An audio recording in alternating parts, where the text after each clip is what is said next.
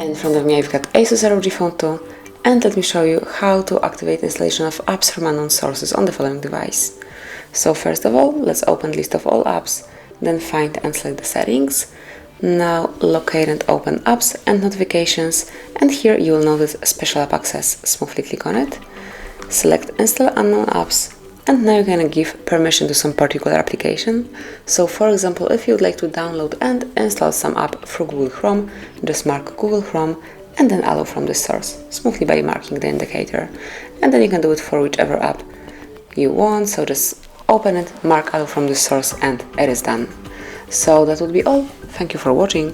Please subscribe our channel and leave the thumbs up.